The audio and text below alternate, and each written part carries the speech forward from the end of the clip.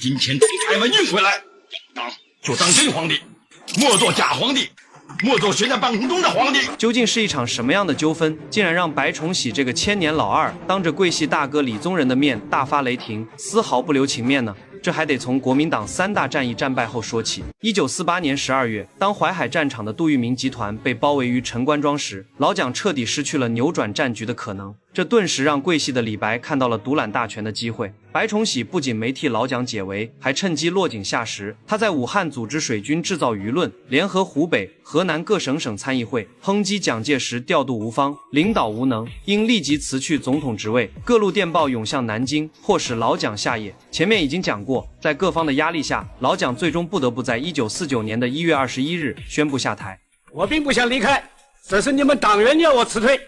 我自愿下野，不是因为共产党，而是因为本党内的某一派系。而桂系则趁机将副总统李宗仁推出来主持大局。然而被迫下野的老蒋怎会就此善罢甘休？就在李宗仁和白崇禧洋洋得意，幻想大展宏图之际，他给桂系来了个釜底抽薪。蒋介石偷偷命令中央银行总裁于鸿钧将国库价值3.7亿多美元的黄金、白银和外汇全部移存到了台湾，又将银行存在美国的外汇化整为零，存入了他私人的户头。没有了超能力，李宗仁上台执政后如泥牛入海，寸步难行。就连白崇禧也因李宗仁发不出军饷而心生怨气，才有了视频开头的一幕。李宗仁就任代总统后，也曾经下令将台湾国库的黄金和美钞运一部分回南京，用作军饷以安定民心。可惜负责保管财政的台湾省主席陈诚对李宗仁这一命令丝毫不予理睬，也没有任何回应。为了维持政府运转，无可奈何之下，李宗仁只好大量印刷早已一文不值的金圆券，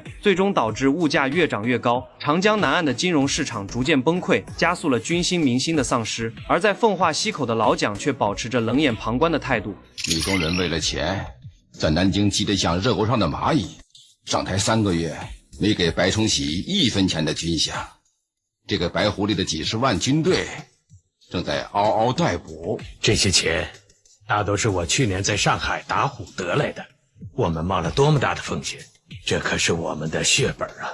要用也要用在刀刃上。这里有一点要提及，小蒋所说的打虎指的是什么？其实就是1948年他在上海反贪污抓腐败的过程。当时的经济膨胀席卷了整个上海，乃至整个国统区的经济都处在崩溃的边缘，再加上前方战事节节失利，我军的枪炮声成为了敲响国民政府的丧钟。为此，国民党展开了一场财政经济紧急处分令，由蒋经国领头，以上海为试点开始整治。虽然最后没能成功贯彻到底，但在实行的过程中，还是让小蒋查抄了不少非法物资，积累了一定的财产，暂时缓解了老蒋的经济危机。查抄的财产虽然都放入了国库，但蒋家父子一直视这些黄金美钞为自己的私产。此时老蒋又被逼得下野，这父子俩不会拿钱出来救南京政府，更不会拿出来救李宗仁。然而控制财政只是老蒋的第一步，他还将国民党南京政府进行了拆分，以此分化李宗仁的权力。在其下野后的第4天，也就是1月25日，他授意孙科将行政院迁往广州，至此形成了老蒋在溪口，李宗仁在南京，孙科在广州这种一国三公的分裂格局。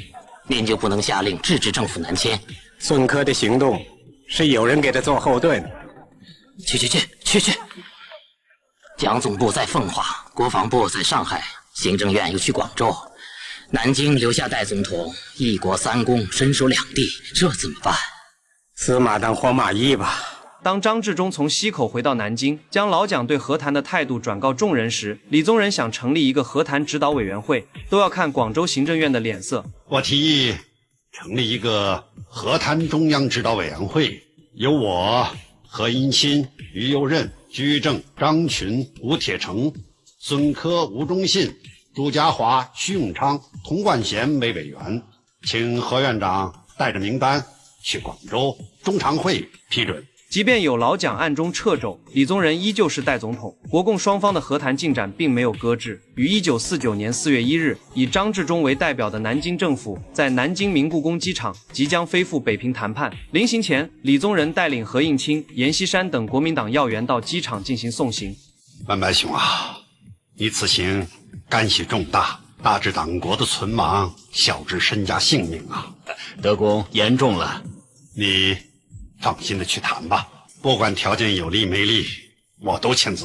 有你这句话，我稍感轻松些。这场关乎国民党命运走向的送行，就这样在李宗仁众人的挥手中踏上了北平。然而，当张治中等人降临北平机场之时，迎接他们的并没有热闹的欢迎仪式，只有寥寥几人的冰冷接待。不等他们郁闷的心情消散，在下榻北平的六国饭店后，一条反对假和平的横幅拦在众人面前，这使得张治中等人的处境更加尴尬。我方之所以如此冷淡，全因为张治中在临行前飞往溪口拜访了老蒋，这种加强蒋介石地位、混淆视听的做法，完全证明了老蒋仍有力量控制代表团。因此，对于这场和谈，我方严重怀疑与45年重庆谈判自导自演的假和平别无二致。不管你怎么解释，你的这个行动只能说明蒋介石还在操纵指挥啊，说明李宗仁总统还不能够挑起和平的重担。这种由蒋介石导演的假和平，我们是不能够接受的。从这里就能看出，和谈还没开始，张治中等代表以及南京政府就陷入了被动的局面。国民党本来就是战败求和，现在又理亏，以至于在后面与我军的谈判中毫无招架之力，甚至在提出取消承办战犯这条原则时，遭到了我方的强力谴责。